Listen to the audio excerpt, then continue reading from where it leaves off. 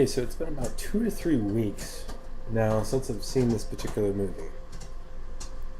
I gotta say, regardless on views or anything like that, I still wanted to make some sort of a review. I still wanted to talk about this film. Hey, look, that's the ding ding for my popcorn. But yeah, regardless of all that, I still wanted to make some sort of a review. I still wanted to talk just a little bit about Ready Player One because it did stick with me and it was a pretty good film. Um, and if you don't know, Ready Player One is a fictional film, science fiction, based on a book, very famous book, um, book that I still haven't read yet, but a book that I'm probably planning on reading at some point, just based on watching this movie now, because it has sparked my interest, and I have started reading a little bit again, so I figure I might as well. Um, but or this movie is directed by Steven Spielberg, and if you aren't familiar with Steven Spielberg, he has directed movies such as uh, E.T. and Jurassic Park, movies like that. He's, he's a very well-known director, uh, very famous. He definitely has made a pretty good film here. This film definitely takes a lot from today's era and then 80s style, like 80s nostalgic. There's a lot of nostalgia within this film. There's a lot of pop culture references. There's a lot of things that can cater to just about any audience that comes to see this movie. Kids, family, you know. So I just wanted to kind of give like my brief thoughts, opinions, maybe a slight review of it. Um, Definitely not going to be very in depth, and I don't want to spoil anything, so no. But yeah, just wanted to talk a little bit about it. Wade Watts, kid living in the dumps.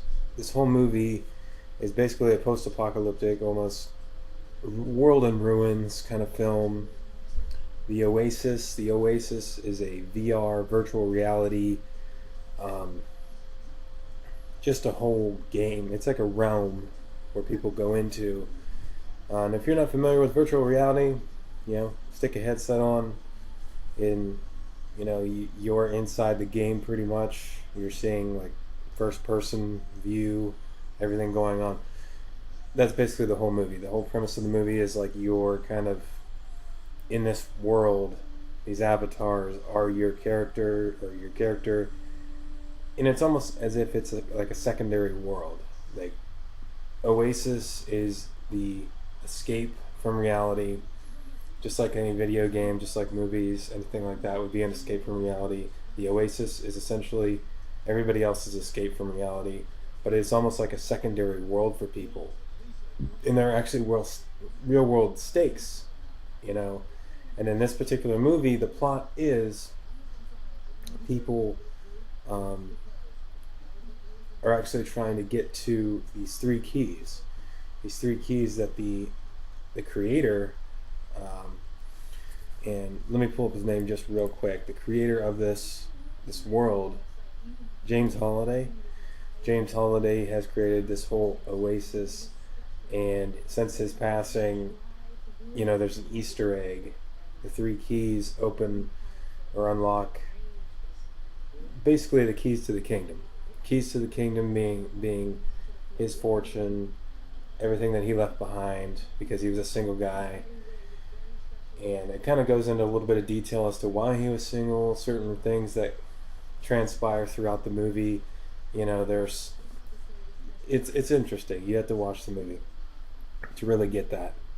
But yeah, it's Wade Watts going on this adventure and basically trying to figure this game out, figuring out the clues, and throughout this whole thing, like there are different segments throughout the movie where he's trying to pick apart certain things, and he has friends as well, friends along the way helping him out and stuff like that, and they're pretty cool people too. But yeah, overall, I would have to say, all encompassing, this movie It touches on a lot of cool, nostalgic, um, inner desires that people might have. Uh, Video game culture, obviously. Um, Movies, music. There's good music in here. 80s music. Uh, 80s rock, mostly classic rock. You get some Twisted Sister. I think there's some Van Halen in there and stuff like that. It's pretty good though. So, and it ends on a pretty high note. You know, there's an evil corporation. They're also trying to fight for the keys. They're trying to get the keys to the kingdom, or the keys to the kingdom. I mean, they get control over the Oasis. That's actually what everybody's trying to get. They want to control the Oasis, or they at least want to, you know, I don't know if they want to kind of get out of their the slums, and if they have that, they get out of the slums. So yeah, that's essentially the plot of the whole movie. They're trying to get his fortune, and they're trying to unlock it. But yeah, it takes you on a wild ride. It takes you on a ride, and I was definitely not disappointed. And you won't be disappointed too if you're into video games, if you're into nostalgia, if you're into the 80s, if you're into video games. Heck, if you're just into sci fi action flicks, you know, you'll probably be. There's something in it for everybody.